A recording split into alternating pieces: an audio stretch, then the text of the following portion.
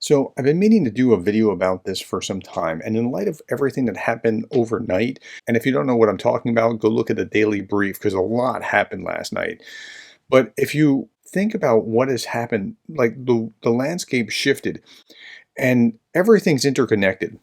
Now I'm going to talk about how glide bomb, cruise missiles, jets being downed are all interconnected. But first I have to give you an explanation.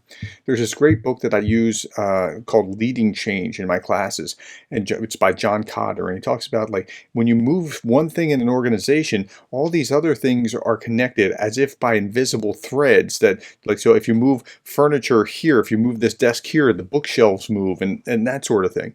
So it's the same way, the same kind of thing is happening in Ukraine. So we start seeing all these glide bombs start being used. Well, glide bombs are essentially replacing other weaponry that would be brought to bear, whether it's artillery on a small scale or cruise missiles or something else. But that means that the jets have to come closer. And because the jets have to come closer to use glide bombs, now remember, a bomb is just a bomb. You drop it. It's kind of dumb munitions. So if it was just a bomb, they'd have to be right over the target. But glide bombs, they can come a certain range, and then they can have this extra little jetpack kind of thing with wings that'll steer it along. And you can, shoot it from maybe 20 miles out or something along those lines.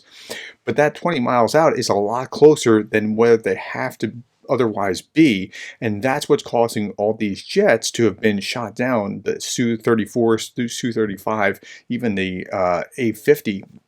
All these had to be a lot closer. Now, at the same time, Ukraine was getting slick and moving air defense more portably closer and taking more risks. And, you lose some when you take risks, but you can also win some. And they've won a lot of jets in this process. So they were moving air defense artillery more mobily, more rapidly. And at the same time, the Russians had to move jets closer in order to use glide bombs as alternatives to missiles. So you can use cruise missiles from a range, or you can move jets close with glide bombs, but those jets are now in jeopardy because of air defense artillery. So everything is interconnected. So now Russia is down a dozen or two planes, and they're lower on missiles than they were before, which I think is why they've adapted and started using glide bombs, which glide bombs are very clever. I've got to give them that. They've actually figured out a new way to weaponize a technology that would be harder to bring to bear, but they have to be really careful with it, and they've taken a pretty substantial beating in using those glide bombs.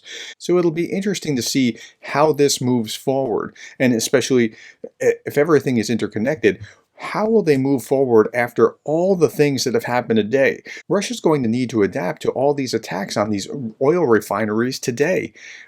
So how will they prevent these kinds of attacks while still bringing the force to bear in Ukraine? And my guess is they can't. They can't really defend all these oil refineries. And as another interconnected strand, we just saw that Russia has prohibited export of oil for its domestic market. Now, they've done this before. They did this last year to make sure that the farmers had all the gas and oil that they needed to produce all the wheat that they're exporting on their international market, wheat and other crops. But they're doing it to make sure that the domestic market is happy, and that's cutting down on their revenue.